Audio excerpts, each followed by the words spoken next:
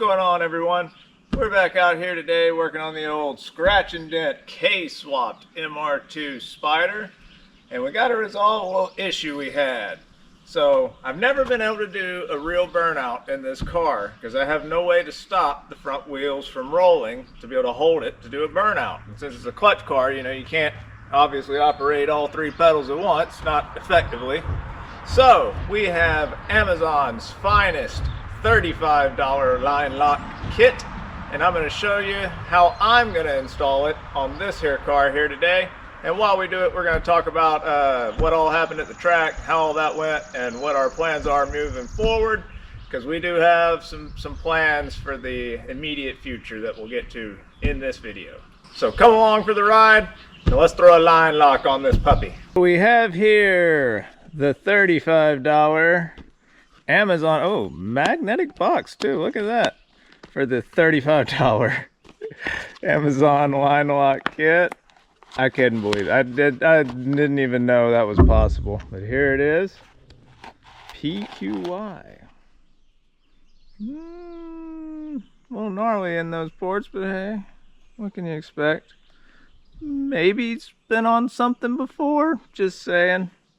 It doesn't look like they've ever taken the ends off, so I don't know. We'll see. We'll see. Maybe it's from where they bolt it during the machining process. We got a switch to turn it on and off, and then a push button. Oh no. No, that is our push button, sorry. And then we have a light, I guess, to let us know when it's illuminated, a fuse holder to apply power to it. And to be able to install said line lock kit, you gotta have some tools, right? Sadly, I already had all this stuff with the exception of these little inserts for the flaring tool. I couldn't find those. I also couldn't find my tubing bender, but I'm gonna rectify that situation soon. We're about to find a place to store all my old tools because I got quite a collection of stuff like this, and most of it's from the 60s and 70s, real good stuff. And I hate not being able to locate it. But this was 40 bucks on Amazon, shipped and delivered. And the main thing was the tubing and the fittings I need were gonna be like $12, $15. So the whole kit with a good bender and the inserts I needed for the flare fittings, it is what it is.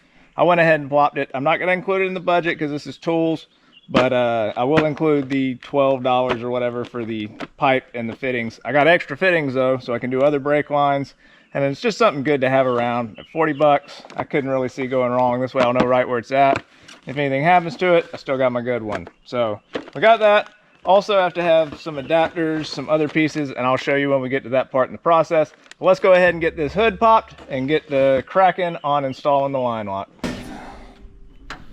Oh yeah, it's gonna be an easy job. Look at that, we got all the brake lines, everything's just right there. So that's gonna be real good. We just got to figure out which one's the front line and go from there. So I've been checking out the routing of all these lines, and typically the front port is gonna do the rear brakes on like most GMs and older GMs and stuff like that.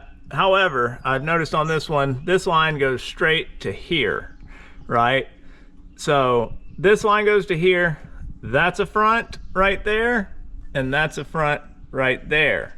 These are the two rears, and this one goes straight to the back port. So my guess is that this back one goes straight into here, obviously, which feeds these two ports. That makes sense to me, whereas this one going into here is going to feed these two ports, because they're spaced further apart, right? So two of these ports are going to be right together. These two are probably also going to be together.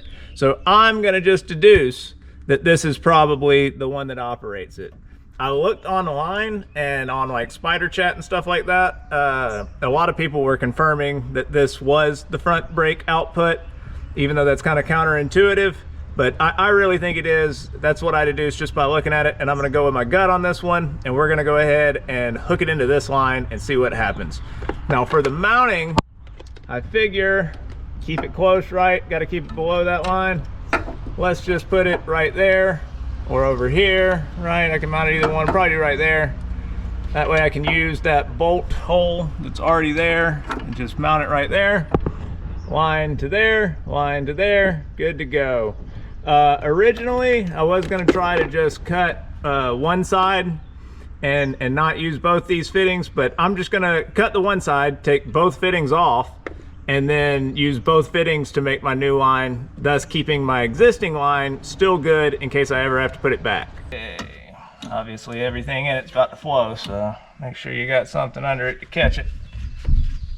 Unless you just want brake fluid everywhere, which is notoriously easy to clean up, of course.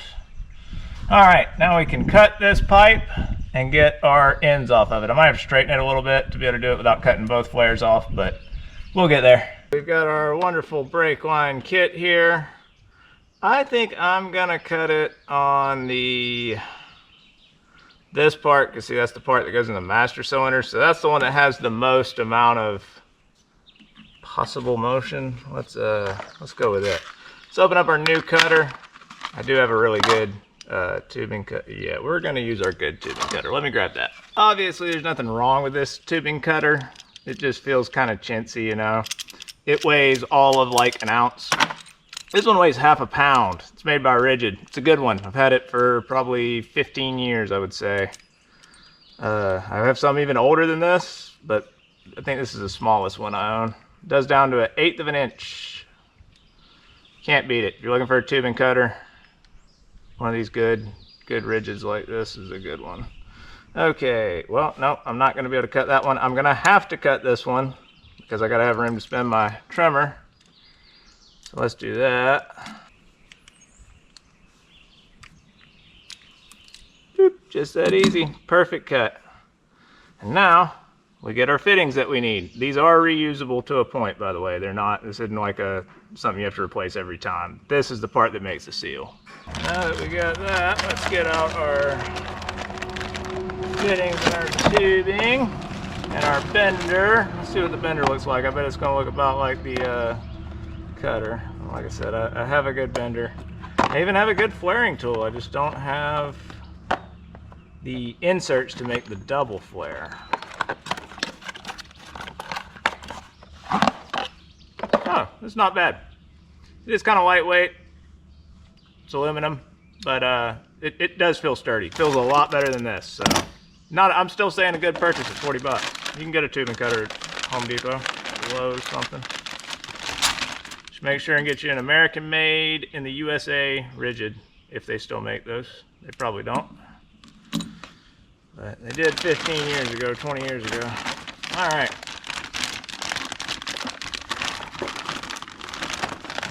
And once again, this is not like a tutorial for legal reasons, obviously. I'm just showing you me putting on my line lock kit. You could choose to do the same at home, but I'm not recommending that you do. You should have a professional installer. I'm a trained professional. Okay, so now we got to make this fit the car. So let's go ahead and measure that out. So I think we're gonna go with that bolt hole to mount it, just because it'll give us a little more room. And so we have the same brake line we got on the car, 3/16. Yes, I know this is copper brake line, but it is fine for what we're doing. This car does not see the road or outside. If it did, you would certainly want stainless, but it's not going to be a problem for us. Okay, we're going to start with a piece about yay big, and we might have to trim it again, obviously, but at least that'll get us a good start to get from the master cylinder to the port. Now that we got this, we got to get the proper bends in it. So we're going to go ahead and we're going to start first with this one that's got to come on around. You want to go to the proper sizing. Leave you enough out the back.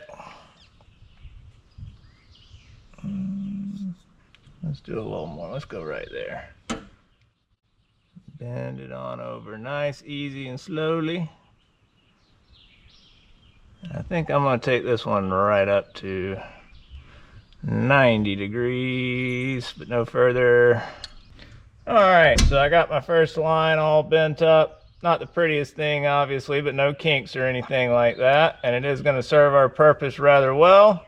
So that's good enough for now. We can make our final bends once we have our ends on it so we know right where they're gonna lay and make it perfect. Let's go ahead and start getting this thing terminated out. The MR-2 Spyder comes with a M10 by, looks like 1.0 brake line fittings, which are common on, you know, Japanese cars and stuff like that, but they're not common for people buying line locks. So what you have to have is an adapter to go from this down to a more common sized thread. The ones I'm holding here are 8 by 24. It's M10 on the female side, obviously. And then 8 by 24 on the male side, which is a very common size and one of the many sizes provided in here. So all we have to do now is figure out which one is which, and we will put that line, those ends on this line so that they can feed into this adapter for our line lock, and the other end will be the master cylinder end and the ABS side end, obviously. Make sure that you do pick the right end before you go swearing it on there. Just double check, run it all the way down. Make sure you got the right pieces, that way you don't have to do this twice. I got these off Amazon. I think they were $4, so $3.99, and it even comes with 4 of them. So I got another set for the next line lock installation. All right, got it locked down in the bar, got it good and deburred. Don't want to go too tight on that. Let me tell you, you are not going to be deburring any 3/16 with that. That's what you really need. Look at the difference in those points. I know it might not appear like much on camera, but it's a lot in real life, and that you cannot deburr 3/16 with that broad of a tip. You need one like that. Throw in your proper sized insert.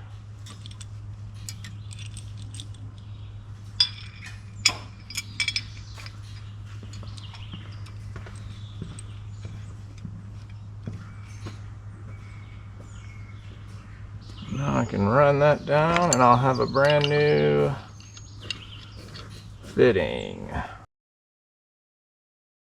We're just gonna run it back down with no insert to finish off our double flare. Take that off. And we should be good to go. Look at that, nice perfect double flare.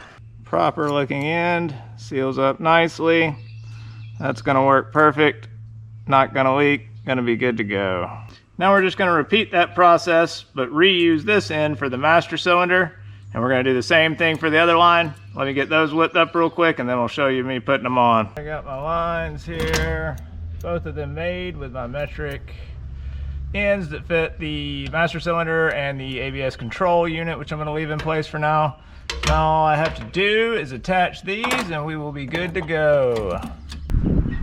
Now we have to convert over our line lock to the same size that we used for the brake lines, which is 8 by 32. We got to convert that over to 1/8 NPT. You definitely want to use some Teflon on these. If you don't have petroleum safe Teflon, I guess you could use regular, but this is really what you need. Just screw them on in there and then we'll get it attached to the car. It's that easy.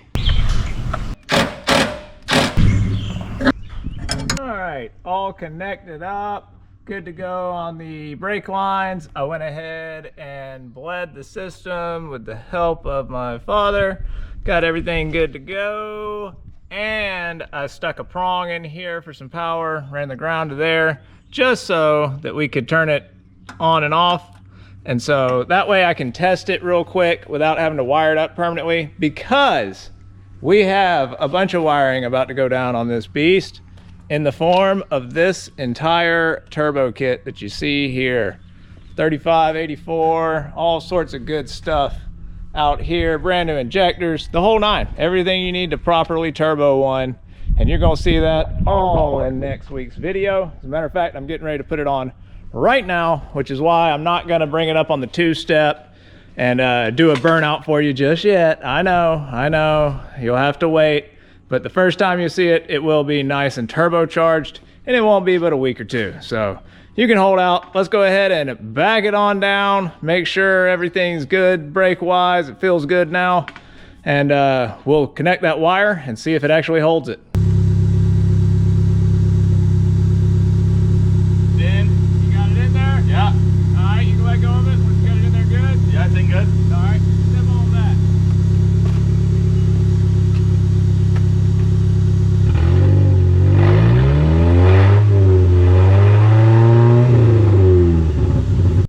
not, I have to unplug the ABS unit or else it's gonna, you know, bleed off pressure thinking that the brakes are locking up. And I don't want that to happen. So I got that unplugged. I went ahead and wired me up a temporary little jumper to that switch. I didn't run it through the firewall yet because I'm about to do all that when I wire all this new stuff in that I have for it. And a bunch of gauges, but you can hear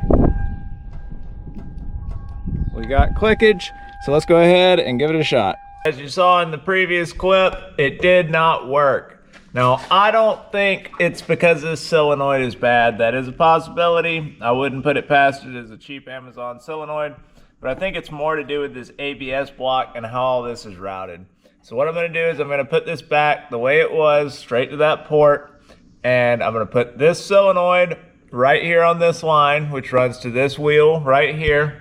And then I acquired a brand new solenoid, another $30 solenoid, and I'm gonna stick it on that line over there going to that wheel. And that way I'll have a solenoid on each tire for the front, and there's no way that this won't work. The only reason I went with this method instead of just buying a good line lock for it is because a good one was 80 bucks, and I don't think it would fix my problem. I think this ABS block is my problem. So I figured I'd spend another $30. It is returnable. I also noticed they had sold 50 of them in the past month, which tells me that they probably work all right. So we're gonna get it hooked up like this and see if that will allow us to finally do a proper burnout in this car for the first time.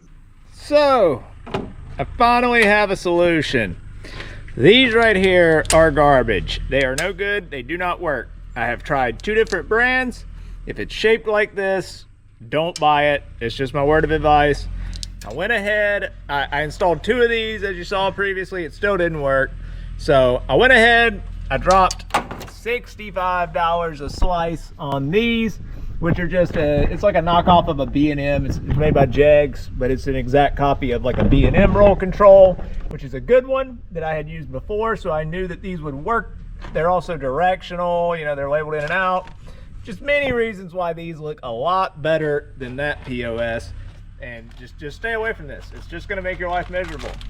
Drop $65, get a real roll control, and do it that way. I probably could have got away with the 1 valve had I done it originally like I wanted to, but I'd already, you know, made all these modifications for 2.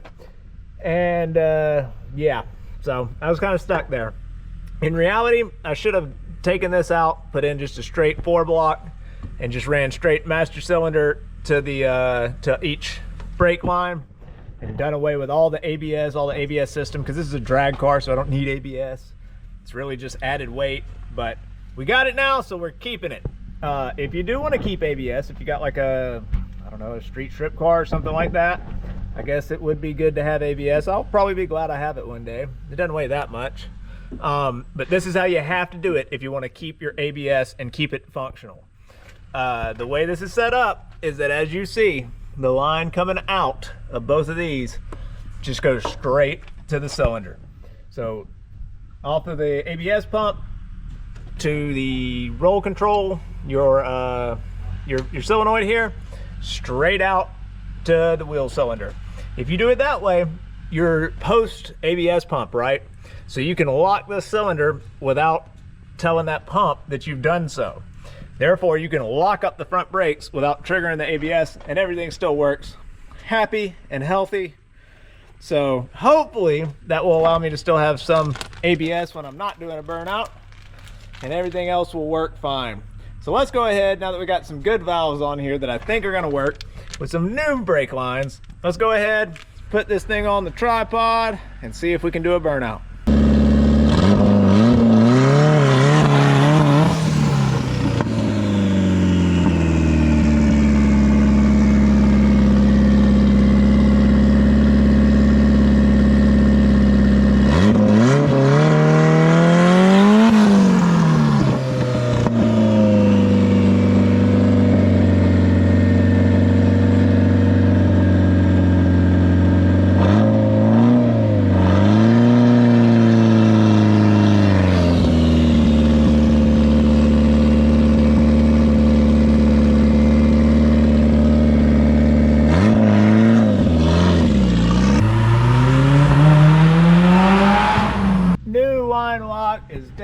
success. It works great. Can't complain about that at all. I couldn't really do a good burnout, but it wasn't because it wasn't holding the front wheels. It was because there's not enough weight on the front wheels. And being pointed uphill like that, the thing just tried to launch every time. It left 4 sets of tire tracks, 2 from the front wheels that weren't turning and 2 from the back wheels that were spinning. So it is going to work great for that. It also confirmed to me that I can use it to stage if I need to. It now has a proper roll control on it so that we can do a nice burnout and maybe even stay on the tree. We'll just have to see. Thank you all for watching. We really appreciate it. Make sure and like, comment, subscribe, all that good stuff if you got anything useful out of this one. And we'll see you all real soon.